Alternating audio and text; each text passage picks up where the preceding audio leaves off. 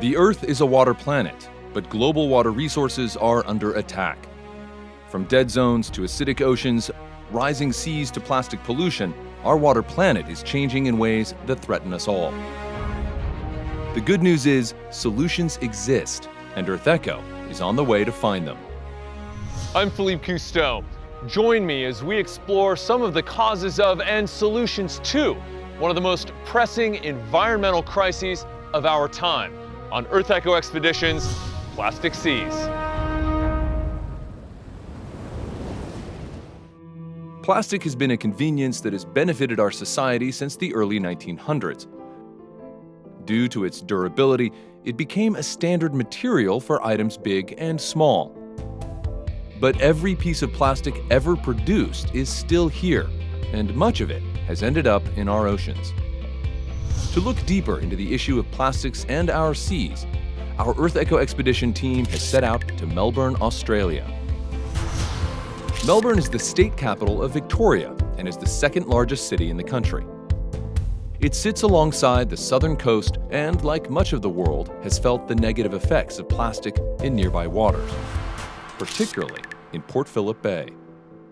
Port Phillip Bay is actually a group of 16 different bays that are home to one of the most dynamic ecosystems in the world. A visit to the Marine and Freshwater Discovery Center will give us a sample of this spectacular underwater world. I've come here to meet with Mark Rodriguez of Parks Victoria to see how these incredible ecosystems are protected. What a fantastic facility, Mark. So, the Marine and Freshwater Discovery Center, tell me about it and what its purpose is. Well, this is an education centre that provides opportunities for schools, for community organisations, for people to get up close and personal with a whole range of local marine species. So this is a relatively unique ecosystem.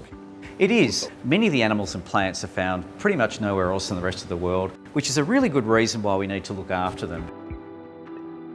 One way the government of Australia has helped to protect these unique species has been to create marine protected areas, or MPAs. These are areas that are set aside by legislation. They're set aside essentially to ensure that the animals and plants, the ecosystems are protected for all time. So across the state we have 13 very large marine national parks. But we also have 11 marine sanctuaries, much smaller areas that are usually designed to protect either an important dive site or perhaps it might be an important site for education. So it's like a fully protected national park, but in the ocean. Absolutely. So these are national parks for the underwater environment. Nearby the Marine and Freshwater Discovery Center, our Earth Echo Expedition set out to see one MPA up close. Right behind me, you might actually be able to hear them, is a haul out of Australian fur seals. And we're about to get in the water and actually interact with these fur seals. It's one of the most exciting things that you can do in the ocean. Within the Port Phillip Heads Marine National Park, the Earth Echo teachers and I are visiting an area designed to benefit Australian fur seals. Their playful nature makes them a beloved mascot for the bay. And when I dive down, they curiously approach and then quickly swim away.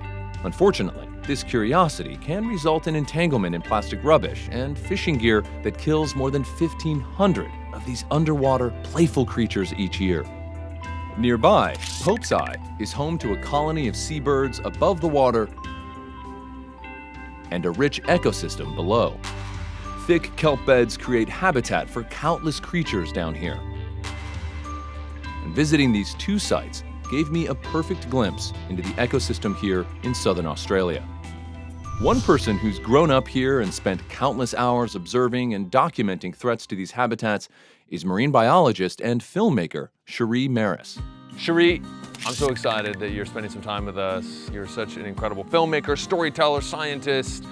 What makes the ocean ecosystem here in southern Australia so unique? So there's a number of different factors. We get the Eastern Australian current coming down along the coast. We also get the Lewin current. We also have upwelling, and so it just creates this really dynamic environment. And because of that isolation, it's created these animals that have been found nowhere else in the world.